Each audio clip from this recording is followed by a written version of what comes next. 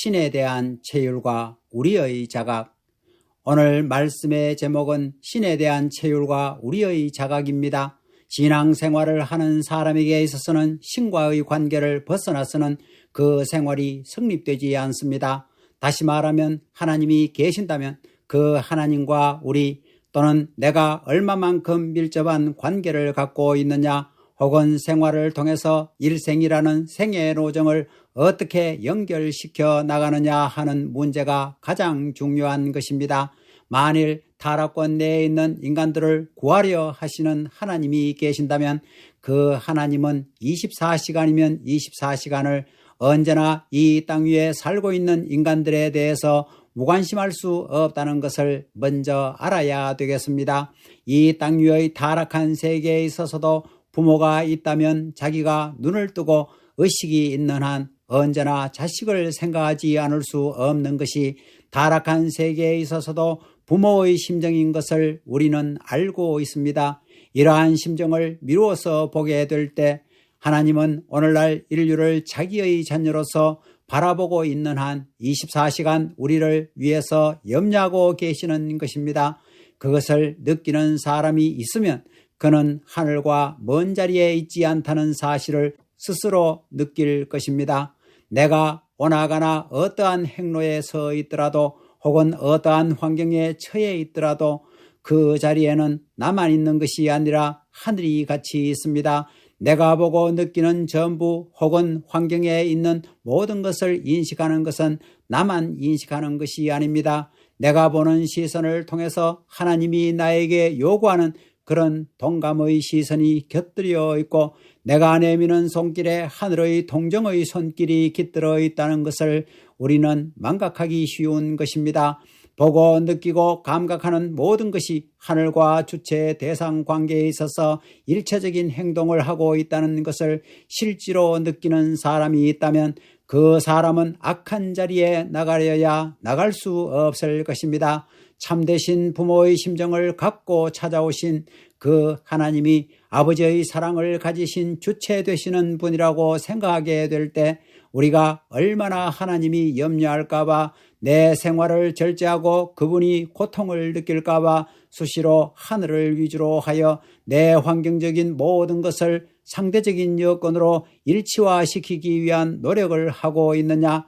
그런 노력을 하고 있는 사람이라면 그는 혼자 있지만 혼자 있는 것이 아닙니다. 만일 그러한 자리에 있어가지고 하늘이 동정하고 하늘이 보게 될 때 내가 너를 지킨 보람을 느낀다 할진대는 하늘이 그러한 사람을 대해가지고 환경을 굴복시킬 수 있게 하십니다. 그가 피해를 입든가 가해를 당할 수 있는 환경에 있게 된다면 그 자리는 하늘이 가해를 당하는 자리요 하늘의 슬픔이 직접적으로 연결되는 자리이기 때문에 그 환경이 악한 환경이면 악한 환경일수록 악이 승리하게 하는 것보다도 선한 하늘 앞에 굴복하도록 타개시켜 나가기 마련인 것은 두말할 것도 없습니다. 이런 관점에서 볼 때 그러한 생활적인 터전이나 어떠한 근거지를 여러분의 생활 이면에 혹은 생활 표면에서 확정짓지 않고서는 하늘을 체휼한다는 것은 지극히 어려운 일입니다. 여러분, 사랑하게 되면 막연한 말입니다. 결국은 자기가 느낄 수 있는 주체나 대상권 내에 있어서 그와 나와의 행동적인 일치점을 갖출 수 있는 데에 있어서 그 상대에 대한 사랑의 느낌을 느끼는 것이 우리의 일상생활인 것을 생각하게 될 때 하나님 하게 되면 막연하다는 것입니다. 그 막연한 하나님이 나와 더불어 어떠한 환경에서 일치점을 느끼느냐, 출발점을 제시할 것이냐, 그러한 내정적인 면을 여러분이 신앙생활에서 어떻게 내심으로 그 폭을 넓히고 그 권을 넓힐 수 있느냐 하는 것이 문제입니다. 생각뿐만이 아니라 실천 생활에 있어서 어떻게 적응시키느냐 하는 문제를 다루게 될 때 내가 사랑하는 아버님이 바라는 심정적인 요구, 즉 사랑의 아버지께서 요구하고 있는 것이 이것이 아니냐, 그렇기 때문에 나는 이렇게 실천해야 한다고 해야 되는 것입니다. 하루의 생활 혹은 한 달의 생활도 물론이지만 일생에 걸쳐 자기 혼자 보고하고 자기 혼자 느낄 수 있어야 비로소 체휼이라고 할 수 있습니다. 그렇기 때문에 신에 대한 체휼이 우리의 생명적인 요인이 된다는 것을 여러분은 알아야 되겠습니다. 하나님이 있다는 것은 말뿐만이 아닙니다. 하나님은 내가 있기 전에 있었던 것이 아니냐, 내 모든 감각, 나의 일체를 주관하는 하늘이 아니냐 하는 입장인 것입니다. 그것을 인식하는 것이 무엇보다도 중요한 문제입니다. 인식하고 알도록 되어 있다는 것입니다.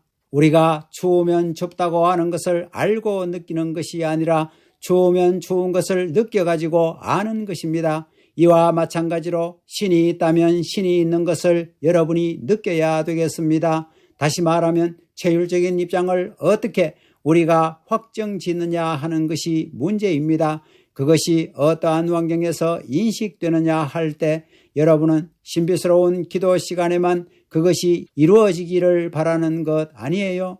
하기야 대다수의 사람들은 자기가 정성 들이는 그 시간에 그러한 인연이 맺어집니다.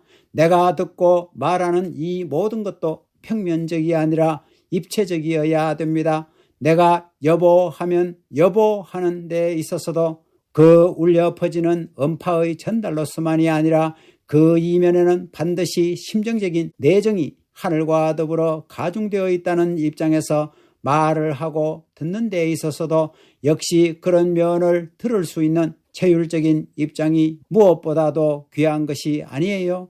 이러한 생활을 여러분이 하게 된다면 날아가는 새소리도 그냥 들리지 않을 것입니다. 불어오는 바람소리도 그냥 들리지 않습니다. 아침에 솟아오르는 태양빛도 자기에게는 무한한 그 무엇을 가르쳐주는 것입니다. 이러한 환경적인 터전 위에서 이것을 어떻게 자기가 체휼하느냐가 문제라는 것입니다. 종교라는 것은 실질적이요 실제적인 체험을 통해서 이루어지는 것입니다. 그러면 외로울 때 내가 외롭기 전에 먼저 하늘이 외로워하는 것을 느낄 수 있다면 그 사람은 불행한 사람이 아닙니다. 기쁠 때도 나만이 기뻐하는 것이 아니라 먼저 하늘이 기뻐하는 것입니다. 나는 평면적으로 기뻐하지만 하나님은 입체적인 입장에 서 가지고 기쁨을 느끼시며 기뻐하는 나를 보시고 나에게 동조해 주고 나의 노래 혹은 나의 춤에 가중된 자극으로 나를 권고하신다는 것입니다. 그와 같은 환경으로 하늘이 나를 품어줄 수 있는 자리에 서게 되면 그 얼마나 행복할 것이냐. 그런 자리를 체험한 사람이 있다면 그 체험된 순간이라는 것은 영원히 잊어버리려야 잊어버릴 수 없습니다. 어디를 가나 그 느낌은 나를 지배합니다. 그런 입장을 친히 느끼고 그런 환경에서 신앙생활을 유지해 나가는 사람이 있다면 그가 당하고 있는 환경과 생활하고 있는 무대가 아무리 비참하고 처참하더라도 그는 불행한 사람이 아닙니다. 고독하고 처참한 환경이 그 사람에게 미래에 가중된 희망을 촉구시키고 그 처참함은 현재뿐만이 아니라 미래의 새로운 소망을 촉구시키는 원동력이 됩니다. 그런 경지에서 자기 스스로가 하나님과 나와는 하나다 하는 자각된 입장에 서서 자기의 모든 소신을 한 목적에 결정적으로 집중시켜 가지고 나서게 될 때 거기에는 인간이 상상할 수 없는 새로운 결과가 벌어지게 되는 것입니다. 그러한 체휼적인 자리에 있어서 자기의 새로운 자각을 어떻게 확정짓느냐, 폭풍우가 불어오는 환경에 첨단의 자리에 섰다고 하더라도 밀려날 수 없다는 자각, 어떠한 어려운 시선이 내 앞을 가로막는 한이 있더라도 그것은 문제가 되지 않는다는 자각을 해야 됩니다. 여러분, 여호수아 갈렙을 대신 세워 강하고 담대하라고 하셨습니다. 강하고 담대하라는 것은 하늘이 같이 하니 강하고 담대하라고 하신 것입니다. 하나님은 여러분의 어려움을 대비해 가지고 배후에서 배수진을 치고 여러분을 찾아오고 있고 여러분과 동반하고 계신다는 사실을 알아야 됩니다. 고통이 가중될수록 그 고통은 여러분을 망하게 하기 위한 고통이 아니라 여러분의 가치를 타진하기 위한 고통이라는 것입니다. 어려움에 부딪히게 하는 것은 그 어려움으로 말미암아 그에게 피해를 입히고 마이너스가 되게 하기 위한 것이 아니라 악한 사탄 세계, 악한 역사 시대의 인류, 실패의 원칙을 따라오던 인류, 또 실패의 원칙을 제시하는 사탄 앞에 그들과는 다르다는 것을 제시하기 위한 하나의 조건에 불과한 것입니다. 그 순환 길을 극복함으로 말미암아 역사는 거기에 머리를 숙이게 되는 것입니다. 여러분이 어려운 환경을 타개하고 나서게 될 때 그 환경에 처해 있던 인류는 새로운 소망의 인물로 추구하게 되는 것입니다.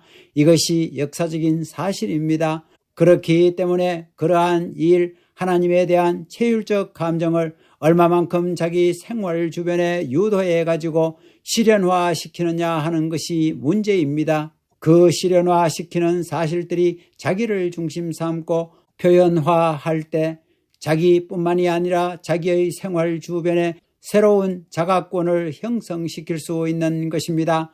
인간에게는 욕망이 있습니다. 욕망에 의해 못난 사람이든지 잘난 사람이든지 쉽게 좋아질 수 있는 길이 있다면 누구든지 따라가려고 하는 것입니다. 그러므로 자기가 쉽게 좋아질 수 있는 그런 주체를 만나게 되면 본심은 아는 것입니다. 여러분이 길을 가다가 엇갈려 가는 사람을 척 보더라도 공연히 마음이 끌리는 사람이 있습니다. 그렇기 때문에 인간의 마음은 지남철과 같습니다. 하나님이 절대적인 지남철의 주체라면 인간은 끌려갑니다.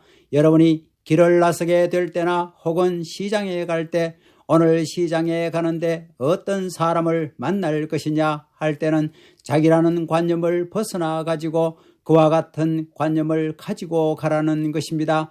나는 조그마한 지남철인데 하나님이 역사하시고 있다면 내 마음에 끌리는 것이 있을 것이 아니냐 하면서 그리로 찾아가는 생활 태도가 필요하다는 것입니다.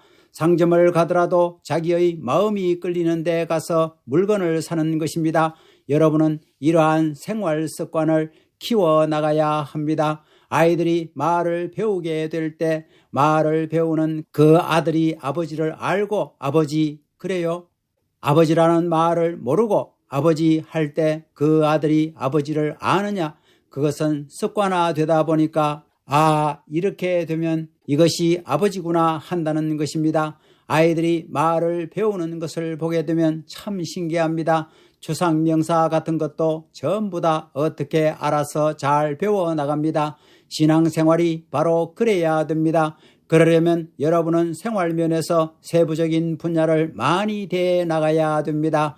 많이 대하면 자연적인 습관성에 의해서 알게 마련입니다. 설명에 앞서 자연히 자기의 해명권이 벌어지게 되는 것입니다. 여러분, 아침에 일어나게 되면 그냥 그대로 일어나서 어제 살던 김아무개면 김아무개, 박아무개면 박아무개라고 생각하지 말라고요. 내가 어젯밤에 잤기 때문에 자고 일어나는 나는 어제의 그 사람이 틀림없다고 생각하지 말라는 것입니다.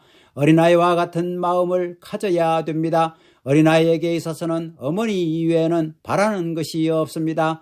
다른 욕망의 대상이 없습니다. 어머니면 어머니만 생각하는 것입니다. 일체의 모든 감각기관이라든가 의식기관이 전부 다 어머니에게 동원되어 있다는 것입니다. 젖을 먹고 나서도 어머니, 젖을 먹기 위해서도 어머니입니다. 어머니 외에는 모릅니다. 그런 의미에서 볼 때 어린아이의 심정을 가져야 됩니다.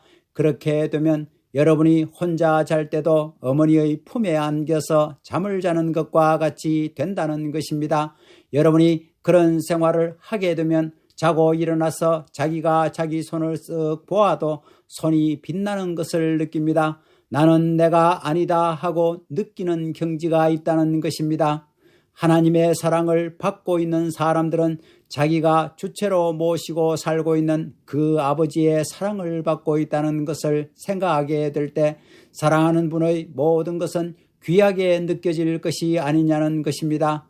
여기에서 모든 것이 이어지고 모든 것이 발전의 동기가 되어 있다는 사실을 오늘날 신앙하는 사람들은 신앙생활을 하고 있으면서도 모르고 있습니다. 그것을 모른다는 것은 그런 생활을 하고 있지 않다는 것입니다. 그렇기 때문에 아버지 할 때 그 아버지는 뼈골에서 울려 나오지 않습니다. 그러나 뼈골이 울려 나와 골수가 반응을 느낄 수 있는 자리에 계시는 아버지입니다. 우리가 부르는 그 아버지는 얼마나 수고했느냐는 것입니다. 수천 년 동안 인류를 찾아 헤매면서 수고한 것은 누구 때문이냐? 결국은 나 하나 때문입니다. 하나님이 전 세계를 동원하고 역사를 동원하고 우주를 동원해 가지고 지금 활동하고 있는 것은 사랑하는 아들, 딸 하나를 찾기 위해서입니다. 여러분은 자다가도 아버지 할 수 있고 혼잣말로도 아버지 할 수 있어야 됩니다. 세상에서 사람들이 자기의 상대를 그리워하는 그 이상의 그리움이 복받쳐야 되는 것입니다. 그래가지고 밥 먹는 것을 잊어버리고 잠자는 것을 잊어버리면서 그 생활 이면에 아버지에 대한 그리움을 가져가지고 아버지 하게 되면 아버지가 없는데도 아버지의 손이 잡혀집니다. 아버지 하면 아버지의 품에 안기게 됩니다. 그러한 체율의 감도 느끼는 그 도수, 그 양의 여하가 그 사람의 신앙 기준이 될 수 있는 것입니다. 그러한 사랑의 심정을 가졌다면 어디에 옮겨가서 내가 이것을 해야 된다 하게 될 때는 하늘이여 같이 해 주시옵소서 하기 전에 벌써 하나님은 같이 하고 계시는 것입니다. 그런 것을 여러분이 느끼게 될 때는 고마우신 하나님 하게 됩니다. 여러분이 기도할 때와 선생님이 기도할 때는 다르다는 것입니다. 아버지하고 기도할 때 그 아버지라는 말에도 천태만상의 차이가 있는 것입니다. 사람이라는 점에서는 마찬가지인데 그러면 뭐가 다르냐? 거쳐온 길이 다르다는 것입니다. 그렇기 때문에 신앙생활에 자신을 갖지 말라는 것입니다. 자신을 갖는 사람은 어리석은 사람입니다.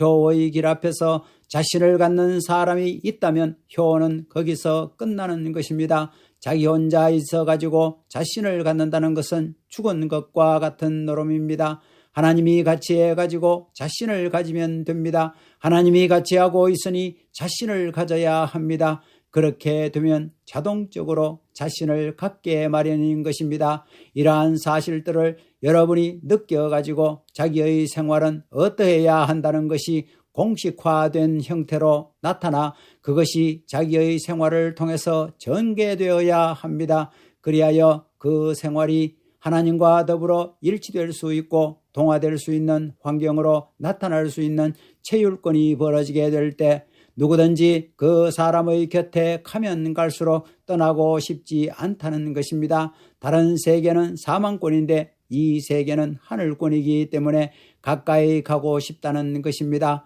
몸뚱이는 모르지만 본심은 알기 때문에 그렇다는 것입니다.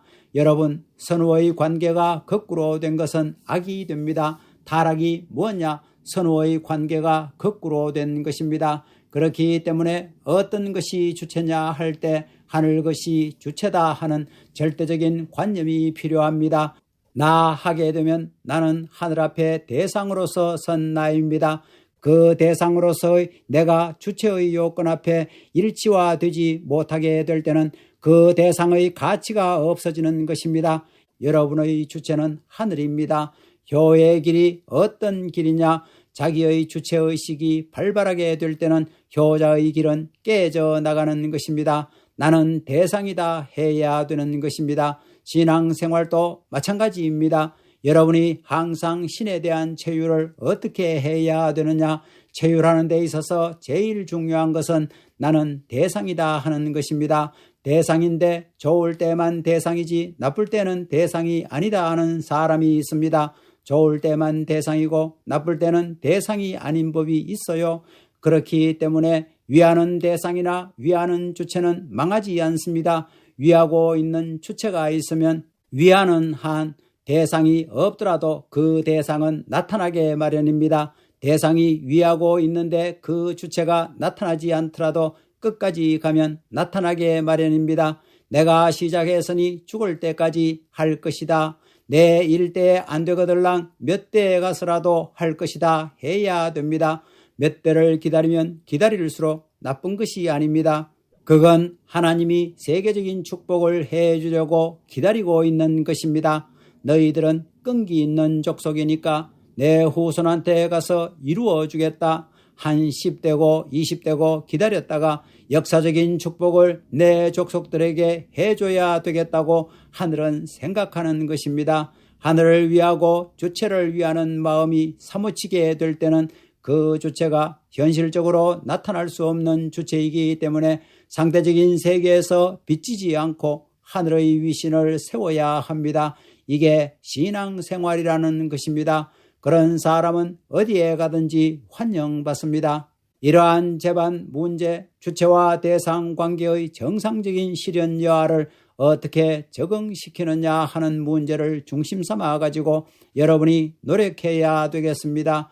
그러지 않고는 체율이라는 것이 오지 않습니다. 글을 쓰더라도 혼자서 그냥 쓰는 것보다도 이 글은 누구를 위해서 쓴다. 사랑하는 하늘 아버님을 위해서 쓴다. 사랑하는 식구들을 위해서 쓴다 할 때 얼마나 의의가 있느냐는 것입니다. 사랑하는 미래의 나라의 뒷받침을 위해서 내가 글을 쓰는 것이 아니냐. 하나님도 사람과 마찬가지입니다. 하나님을 위하여 공적인 입장에서 피곤해 쓰러지는 사람이 있다면 하늘이 그걸 모른다고 하겠어요? 그렇기 때문에 효자는 부모를 울리는 것이요, 충신은 군왕을 울리는 것이요, 열녀는 남편을 울리는 것입니다. 1000가지를 주고도 부족한 것을 느끼고 주면서도 부끄러움을 느끼는 것이 부모의 마음인 것을 여러분이 알아야 됩니다. 주고 자랑하는 마음이 아니라 주고도 부끄러움을 느끼는 것입니다. 그런 부모의 마음을 알아야 됩니다. 그런 부모를 주체로 모시게 된다면 그는 불행한 사람이 아닙니다. 그렇기 때문에 여러분이 생활적인 면에서 하늘을 눈물짓게 할 수 있어야 합니다. 내 일대에 있어서 하늘이 나와 더불어 통곡한 사실이 있다고 할 때 그런 사람은 망하지 않습니다. 효자를 앞에 놓고 효자 때문에 눈물을 흘리는 부모는 효자 때문에 눈물을 흘리는 부모는 불행한 부모가 아니라 행복한 부모입니다. 그 눈물은 슬픔의 눈물이 아니라 소망의 눈물이요, 희열의 눈물이요, 감사의 눈물이 아니냐는 것입니다. 여러분이 복귀 노정에 있어서 눈물 지어 나왔던 하늘 앞에 그럴 수 있는 아들의 모습을 가지고 그럴 수 있는 충신의 모습으로 나타날 수 있다면 그 이상의 영광이 어디에 있겠느냐. 신에 대한 체율과 우리의 자각은 때가 가까워 오면 가까워 올수록 작아지는 것이 아니라 커집니다. 그러니 이만큼 자기가 처한 부서에서 새로운 자각권을 확대시켜 가지고 하늘이 보증할 수 있는 사람들이 없기 때문에 우리가 아니면 안 되고 내가 아니면 안 된다는 자각을 해야 됩니다. 우리가 아니면 안 된다는 자각을 가진 그 사람으로서 자기만의 자각이 아니라 하늘을 주체로 모신 입장에서 자각을 해가지고 체율적인 환경권과 생활권과 시대적인 권한을 갖추어야 됩니다. 그리하여 여러분이 새로운 목적의식에 불타서 나가는 데 있어서 하나님의 뜻이 이루어진다는 것을 명심해야 됩니다. 그렇기 때문에 하늘은 내가 없으면 안 된다는 자각보다도 그러한 체율의 환경을 여러분이 갖추지 않으면 안 됩니다. 체율해야 됩니다. 느껴야 된다는 것입니다. 내가 안 하면 어떻게 된다는 것을 느껴야 됩니다. 언제나 주체와 대상의 관계에서 접해가지고 보고 듣고 먹고 자고 하는 일체의 생활을 나 혼자 하지 않고 주체와 더불어 주체의 목적을 위해서 하는 것이라고 느껴야 됩니다. 그러한 것을 느끼는 자리, 하늘이 같이 하는 자리에서 새로운 자각을 해가지고 세계로 낯서게 될 때 비로소 하늘의 뜻은 이루어지게 될 것입니다. 감사합니다.